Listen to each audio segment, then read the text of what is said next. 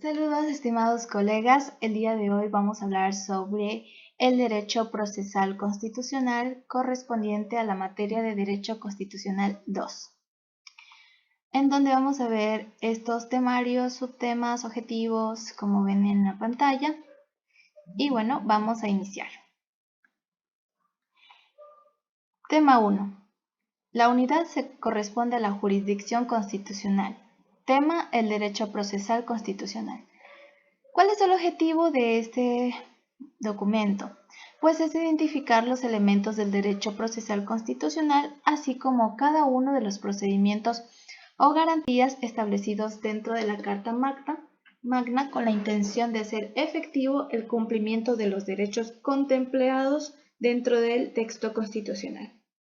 Iniciamos. En esta unidad pues se busca afianzar los conocimientos sobre la normativa constitucional, fundamentándose principalmente en los derechos, garantías y principios reconocidos en la Carta Magna, donde se realizará el estudio del derecho procesal constitucional, la cual establece las normas procesales orgánicas y funcionales indispensables para dar validez real a todo lo establecido dentro del derecho constitucional. De tal forma que cuando surja un conflicto, el mismo deba ser resuelto por una autoridad competente y atendiendo el proceso previamente establecido tanto en la Constitución como en la Ley Orgánica de Garantías Jurisdiccionales y Control Constitucional. Aquí hacen dos normas, dos textos jurídicos muy importantes que son la Constitución y la Ley Orgánica de Garantías Jurisdiccionales y Control Constitucional. Bien, ante ello pues se va a realizar un breve resumen de diversas posturas doctrinales en torno al papel del juez como creador del derecho constitucional, diferenciando al juez ordinario frente a las atribuciones y facultades conferidas al juez constitucional. Entonces, lo que vamos a aprender juntos es que vamos a entender a la justicia constitucional como la garante de la Constitución misma que señala procesos constitucionales, mientras que la jurisdicción constitucional pues indica los órganos que han sido contemplados en la Carta Magna para que conozcan y resuelvan los procesos constitucionales. Considerando que la importancia y la supremacía de la Constitución torna de vital relevancia su interpretación, de la cual depende la existencia de las demás normas, mismas que podrán ser expulsadas del ordenamiento jurídico debido a una inconstitucionalidad, señalándose dentro de esta unidad los tipos de control, sea por la forma o el órgano que realiza su análisis e interpretación, acorde a los preceptos establecidos en la Carta Magna y la Ley Orgánica de Garantías Jurisdiccionales y Control Constitucional. Su tema 1. Características y contenido del derecho constitucional y del derecho procesal. La defensa jurídica de la Constitución. El derecho constitucional pues es una rama del derecho público que a lo largo de la historia ha recibido diversas denominaciones tales como derecho constitucional, ciencia constituyente, cuyo objeto es analizar fuentes, principios y leyes que conforman el ordenamiento jurídico de un país. Nuevamente, aquí aprendemos que el derecho constitucional conocemos que es una rama del derecho público y que a lo largo de la historia pues ha recibido diversas denominaciones como derecho constitucional, como ciencia constituyente. ¿Y cuál es el objetivo pues del derecho constitucional? Pues es analizar las fuentes, los principios y las leyes que conforman el ordenamiento jurídico de un país. El derecho constitucional pues ha expandido su onda de irradiación hacia diversas direcciones que entre ellas se encuentran en el derecho político, ya que regula el ámbito público, estableciendo condiciones necesarias para mantener la convivencia y el orden social. Segundo, pues en las leyes fundamentales, estableciendo la jerarquía normativa, señalando su superioridad y la prevalencia frente a otras leyes, recordando, amigos, que estamos ahorita hablando sobre que en el derecho constitucional a dónde se expande o influye sus direcciones. Pues estamos diciendo que primero pues El derecho constitucional influye en el derecho político porque regula en el ámbito público, ya porque establece condiciones necesarias para de esta manera mantener la convivencia y el orden social. Por otro lado, también influyen las leyes fundamentales porque establecen la jerarquía normativa, señalando su superioridad y la prevalencia frente a otras leyes. C. También influye en el ámbito del poder, estableciendo la organización estatal. D. En el derecho de la Constitución también influye como tal, considerando el conjunto normativo. E. Influye también en el derecho a las libertades. ¿Por medio de qué? Pues a través de mecanismos de representación, otorgamiento y ejercicio del poder. F. Al ser el marco jurídico del poder político mediante la asignación de competencias. Y G. Pues también influye en la organización estatal, estableciendo sistemas económicos y de desarrollos, organización del Estado y cómo se debe ejercer esa potestad, asegurando la interrelación cooperativa entre gobernados, gobernantes y actualmente la naturaleza.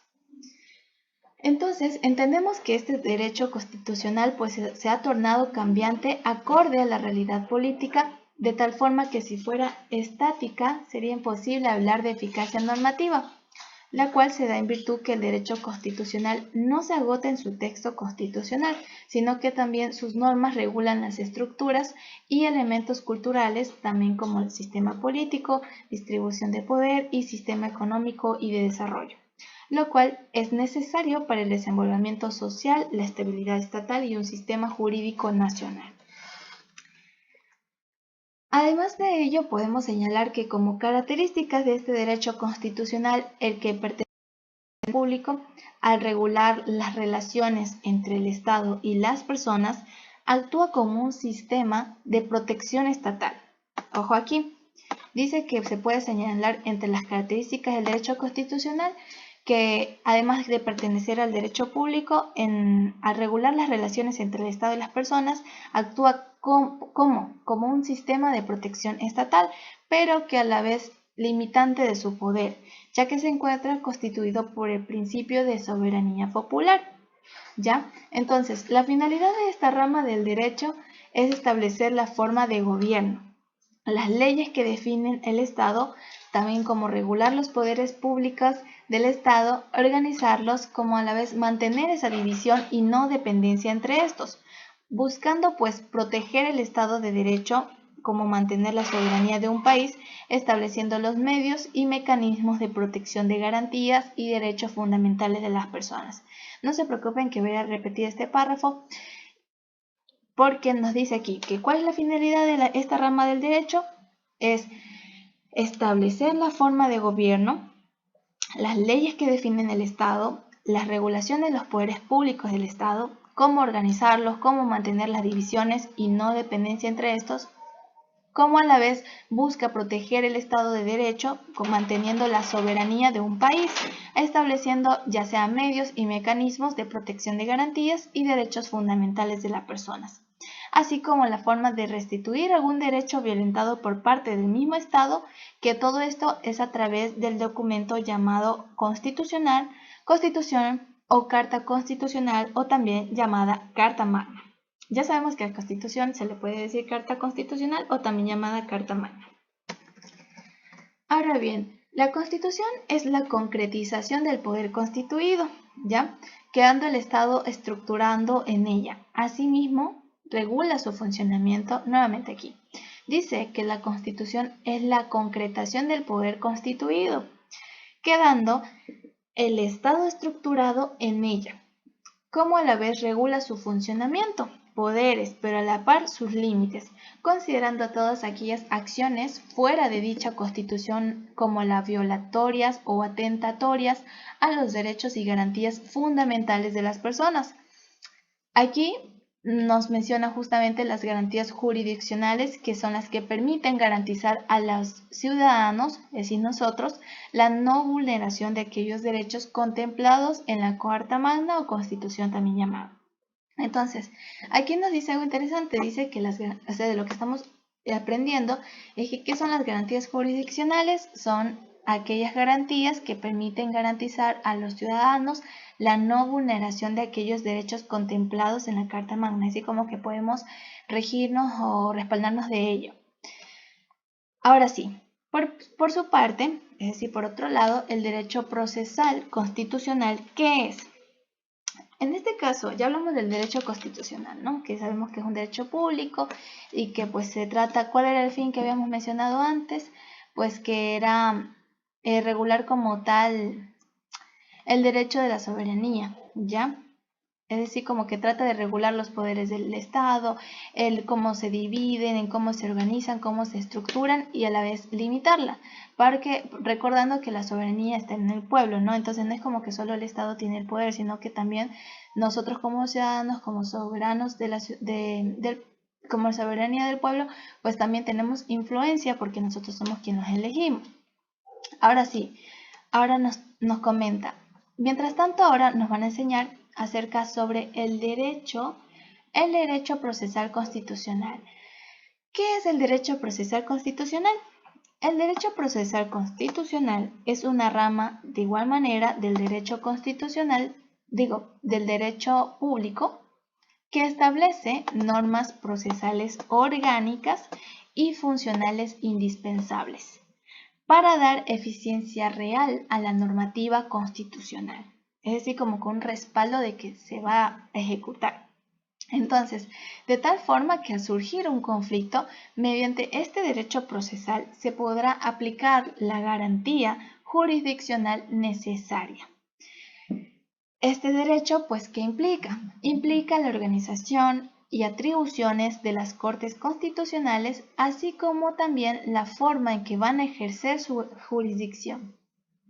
Entonces, ¿qué es el derecho procesal constitucional? Es una rama también del derecho público que pues aquí ellos establecen normas procesales orgánicas y funciones indispensables para dar eficacia a la normativa constitucional, ¿ya?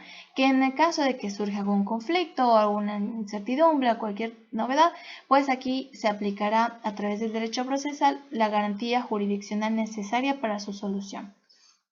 Ahora bien, mientras un autor interesante que mencionan aquí es Néstor Pedro Sagüez, que en su obra Derecho Procesal Constitucional nos dice que esta rama del derecho, hablando del derecho procesal constitucional, es principalmente el derecho de la jurisdicción constitucional y que tiene dos áreas claves. Anoten aquí. ¿Cuáles son esas dos áreas claves del derecho procesal constitucional? Sería la magistratura constitucional, primero la magistratura constitucional y segundo los procesos constitucionales. Estas son las dos áreas claves del derecho procesal constitucional, la magistratura constitucional y los procesos constitucionales. ¿Ya? Magistratura constitucional o magistrado y los procesos constitucionales. Y nos recuerda una expresión de Calamandrei en el sentido de que todas las declaraciones constitucionales son fútiles y si no existen remedios jurídicos procesales que aseguren su funcionamiento real. O sea, en el caso son fútiles en el caso cuando no existen remedios jurídicos procesales que aseguren su eficacia como tal.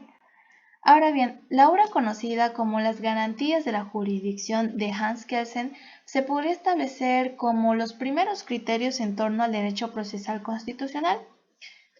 Con lo antes manifestado se puede concluir que las constituciones actúan como un centro de la pirámide normativa estatal, no solo por su valor jurídico, sino también por la expresión de poder que en ellas subyace, ya que conocemos que es el conjunto de normas básicas y superiores que contiene principios rectores de un ordenamiento jurídico y que a la vez son normas jurídicas de mayor jerarquía dentro del ordenamiento, siendo capaz ya sea de derogar normas inferiores que la contradigan, a lo cual se le conoce como supremacía jerárquica. Entonces, se puede delinear como funciones de la Constitución, primero, definición del poder y sus formas de ejercicio. Nuevamente, a ver, aquí ya nos dice que las constituciones conocemos que son las leyes superiores, la supremacía jerárquica, ¿ya? Y que en ello, o sea, aparte que ellos son como el centro de la pirámide normativa estatal, no solo por su valor jurídico, sino también por el poder que hay dentro de ellas. Porque si existiera alguna norma inferior que la contradiga, ella fácilmente, es decir, hablando de la constitución, la puede derogar, ¿ya? Entonces se pueden delinear como funciones de la Constitución. 1. Definición, funciones de la Constitución. ¿Cuál es una de las funciones de la Constitución? Primero, pues define el poder y sus formas de ejercicio.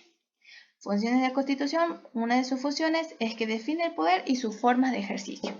Segundo, función programática, al establecer un programa de acción, valores e ideales dictados acorde a las necesidades de la sociedad, actuando a la par como una guía y parámetro para determinar el contenido de leyes y disposiciones infra y constitucionales. En síntesis, la Constitución se da para encauzar y proteger, ¿ok? Ahora, empero lo dicho, es necesaria la preservación de sus contenidos, para la cual se ha garantizado un sistema de protección que permita conservar la normativa constitucional, previniendo las posibles violaciones. Ahora bien, vamos a hablar sobre los procedimientos, su tema 2, sobre los procedimientos jurisdiccionales. Los procedimientos son un conjunto de actos procesales. ¿Qué son los procedimientos? Son un conjunto de actos procesales. Procedimientos son un conjunto de actos procesales que se encuentran normados previamente. ¿Y cuál es su objeto? Pues es solucionar un conflicto dando efecto de cosa juzgada.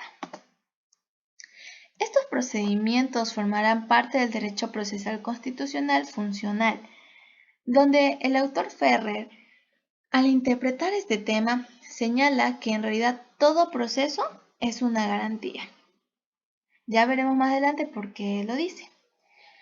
Dentro del ámbito del derecho procesal constitucional se han reconocido a estos procedimientos como reglas anticipadas que se han creado para la tramitación de un proceso, mismo que deberá ser idóneo para el ejercicio y garantía de derechos constitucionales. El procedimiento jurisdiccional responde al derecho al debido proceso, que se concibe como el conjunto de actos procesales unidos por la relación procesal y que, normado por un procedimiento, tiene por objeto la solución de un conflicto de interés de relevancia jurídica. Nuevamente, dice que el procedimiento jurisdiccional responde al derecho al debido proceso, que se concibe como un conjunto de actos procesales unidos por la relación existente entre lo procesal y que, normado por un procedimiento, tiene por objeto la solución de un conflicto de intereses de relevancia jurídica, en las especies constitucionales con efecto de cosa juzgada.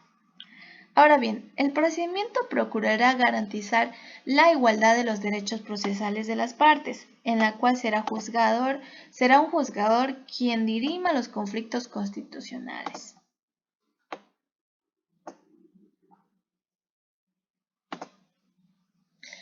Bien, entonces el procedimiento procurará garantizar la igualdad de los derechos procesales de las partes, en donde aquí va a existir un juzgador quien guiará o dirima los conflictos constitucionales.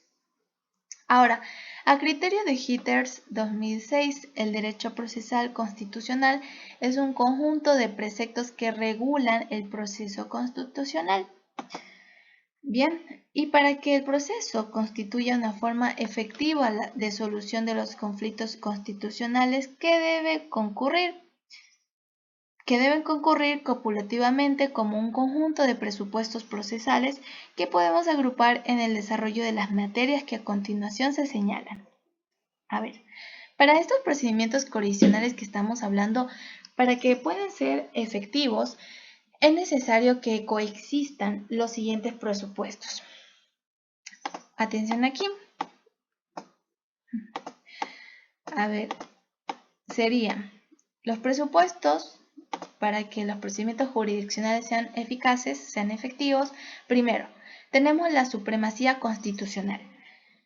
Adicional a establecer las normas de la Carta Magna como de mayor jerarquía dentro del ámbito jurídico, las mismas, es decir, hablando de la supremacía constitucional, estas deben ser garantizadas jurisdiccionalmente a través de un proceso, surgiendo así los mecanismos procesales para la ejecución y protección de la Carta Magna. ¿Ya?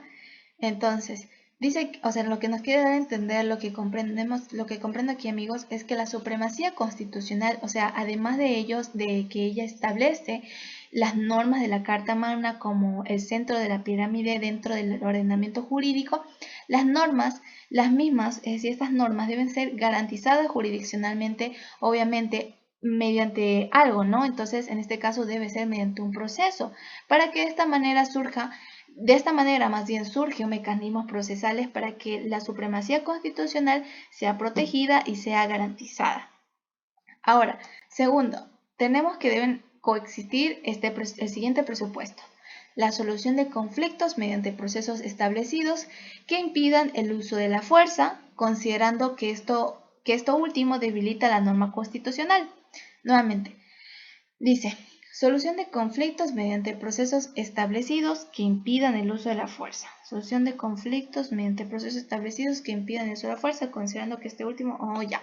Listo, eso está claro. 3.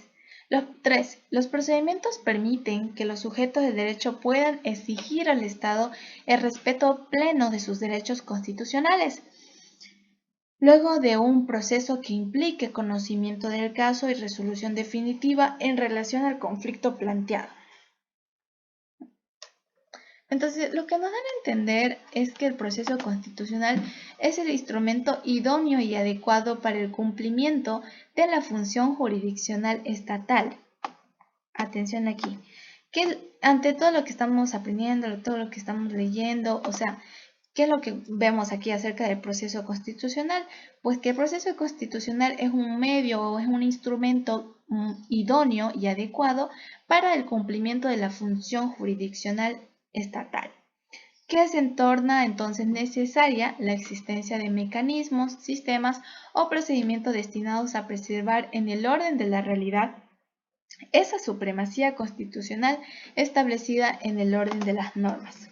En nuestro país, aquí en Ecuador, pues los procedimientos jurisdiccionales se manejan de una forma similar al sistema europeo, con la existencia de la Corte Constitucional, pero que la diferencia entre los procedimientos jurisdiccionales que se llevan en nuestro país, a diferencia del sistema europeo, es que en nuestro país la participación de los jueces ordinarios como primeros llamado a la protección de los derechos a través del conocimiento de las garantías jurisdiccionales, que estas garantías, a ver, repitamos aquí, dice que lo que nos diferencia es que tenemos en la participación de los jueces ordinarios como primeros, llamado a la protección de los derechos a través del conocimiento de las garantías jurisdiccionales, y que estas garantías son reconocidas a criterio de Ferrajoli como secundarias, correspondiendo las primarias a las instituciones,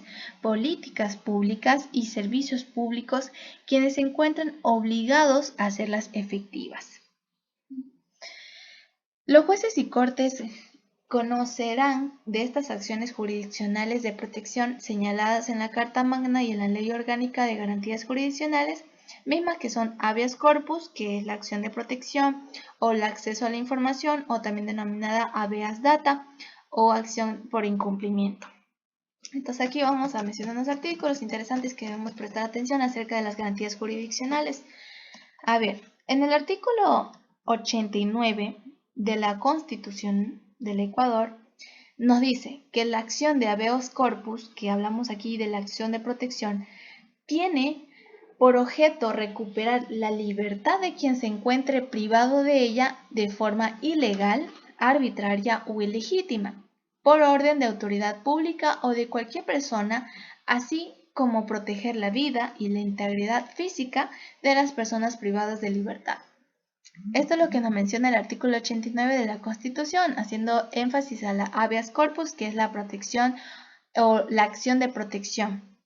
¿sí? O sea, de las personas que están ya sea privadas de libertad, ya sea de forma ilegal o arbitraria o ilegítima, como a la vez también las que sí fueron sentenciados con un debido proceso, ¿ya?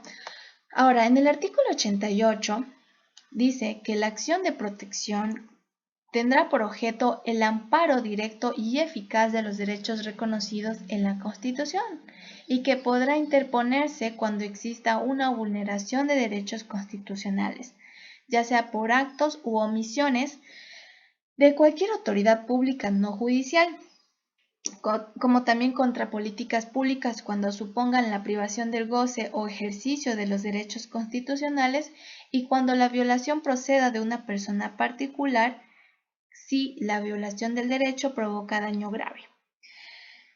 Si presta servicios públicos impropios o si actúa por delegación o concesión o si la persona afectada se encuentra en estado de subordinación, indefensión o discriminación. ¿Ok?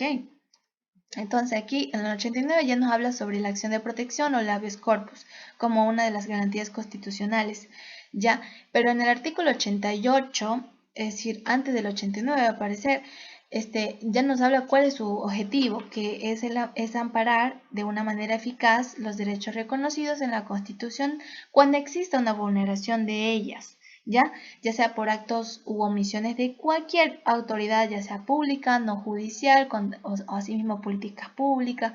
En el caso cuando supongan una privación del gozo del ejercicio de los derechos constitucionales y cuando la violación proceda de una persona particular donde provoque daño grave. Ahora, en el artículo 91, en este caso, nos habla sobre el habeas data. En el artículo 91 dice que la acción de acceso a la información pública tendrá por objeto garantizar el acceso a ella cuando ha sido denegada expresa o tácitamente o cuando la que se ha proporcionado no sea completa o fidedigna. Podrá ser interpuesta incluso si la negativa se sustenta en el carácter secreto, reservado, confidencial, es decir, si dicen que no nos pueden dar X información, digamos, no sé, por ejemplo, nosotros asistimos a un hospital, por ejemplo, y nosotros pedimos todo nuestro historial clínico y nos dicen que no nos pueden dar. ¿Cómo es posible, no? Entonces nosotros nos podemos respaldar en este artículo, que es el artículo 91 de la Constitución, que nos dice que como garantía constitucional nosotros obviamente contamos con una acción de acceso a la información pública o habeas data, que es que nos ayuda a garantizar que ese acceso a la información que nosotros necesitamos no se nos puede hacer denegada, así se nos haya dado una respuesta o no de que no nos pueden dar, o si nos dieron incompleto, nosotros podemos apelar para que sí nos brinden la información que estamos necesitando. ¿Ya? Entonces, el carácter reservado de la información deberá ser declarado con anterioridad a la petición por autoridad competente y de acuerdo con la ley. Ok. Ahora, el artículo 93 dice que la acción por incumplimiento, que es otro tema, otra acción, dice que la acción, en el artículo 93, la acción por incumplimiento tendrá por objeto garantizar la aplicación de las normas que integran el sistema jurídico, así como el cumplimiento de sentencias o informes de organismos internacionales de derechos humanos cuando la norma o decisión cuyo cumplimiento se persigue contenga una obligación de hacer o no hacer clara, expresa y exigible. Entonces la acción se interpondrá ante la Corte Constitucional. A ver, nuevamente, aquí en el artículo 93, ¿qué nos quiere decir? Dice que la acción por incumplimiento tiene por objeto garantizar la aplicación de las normas, ¿ya? Así como también pues dar un debido cumplimiento a las sentencias o informes de organismos internacionales de derechos humanos. Cuando la norma o decisión cuyo cumplimiento se persigue contenga una obligación de hacer o no hacer, clara, expresa y exigible. Entonces la acción se interpondrá ante la Corte Constitucional. Ahora, el artículo 92 nos habla sobre las habeas datas, que le sigue al artículo 91 que hablábamos de la acción de acceso a la información pública, ¿ya? A ver, no, disculpe, yo hice una confusión en antes. Aquí dice artículo 91, a ver, habla sobre la acción de acceso a la información pública. Bueno, sí, porque si pedimos un historial clínico es algo público, ¿no? O sea, es algo que obviamente lo tiene que ser uno, porque es algo privado de nosotros, pero que obviamente deberían darnos, ¿no? Pero creo que dije este tema, el ejemplo, porque en un hospital es un servicio público, entonces por ese tema. Creo que sí podría ser válido el ejemplo que les comento, pero en este caso del artículo 92 sí creo que queda mucho mejor el ejemplo que les decía, que digamos uno va al hospital y no nos quieren dar nuestro historial clínico, o sea, ¿cómo es posible? Entonces nosotros nos podemos respaldar tanto del artículo 92 como del 91, pero específicamente veo aquí que del 92. ¿Por qué? Porque en el artículo 92 de la Constitución dice que toda persona, por sus propios derechos o como representante legitimado para el efecto, tendrá derecho a conocer de la existencia y a acceder a los documentos. Justamente el ejemplo que les decía, el ejemplo que les dije anterior, entonces hace mucho más válido para este artículo, ¿ya? El artículo 92, porque dice que todos nosotros tenemos nuestros derechos de ser como... Tenemos nuestros derechos y también como representantes legítimos para el efecto podremos tener derecho a conocer la existencia y acceder a los documentos, datos genéticos, bancos o archivos de datos personales e informes que sobre sí misma o sobre sus bienes consten en entidades públicas o privadas, ya sea en soporte material o electrónico, no importa de ese modo. Pero asimismo tenemos derecho a conocer el uso que se hace de esos documentos nuestros. Y por ejemplo, cuál es su finalidad, el origen y el destino de nuestra información personal y el tiempo de vigencia de ese archivo o banco de datos, ¿ya? Eso, entonces, artículo 92, anoten. El artículo 92 es de que hablamos del acceso a la información, ¿ya? Y que en la 91 también nos hace referencia a la acción de acceso a la información pública. Justamente aquí ven, acceso a la información, habeas data. Y habeas corpus es sobre la acción de protección de nuestras libertades o recuperación. Ya. Ahora sí, continuemos, compañeros. Dice que la Corte Constitucional, sin embargo, se ha reservado un papel importante como garante de los derechos constitucionales, como garante subsidiario, mediante recurso extraordinario de protección en contra de las sentencias emitidas por los jueces, tribunales y cortes ordinarias, en las cuales se solucionan conflictos en los que se disputan derechos subjetivos. Que otro de los procesos es el de revisión de las sentencias emitidas en las garantías jurisdiccionales con la intención de crear jurisprudencia vinculante, revocar, reformar o confirmar sentencias de los jueces ordinarios. Y nos quedamos en este video con estos dos subtemas y temas que hemos estado viendo acerca sobre el derecho constitucional, el derecho procesal constitucional, sus fines, las garantías jurisdiccionales. Ya entendemos que el proceso constitucional es un instrumento para que tenga eficacia lo que dice la Constitución y que además tocamos unos artículos muy importantes de garantías jurisdiccionales acerca de la acción de protección o habeas corpus y el acceso a la información o habeas data, que en el artículo 89 y 88 hace referencia a la habeas corpus y 91 y 92 específicamente habeas data, que es acceso a la información. Nos vemos en un próximo video, amigos estimados, que se va a tratar sobre la jurisdicción constitucional o justicia constitucional. Nos vemos en el próximo video.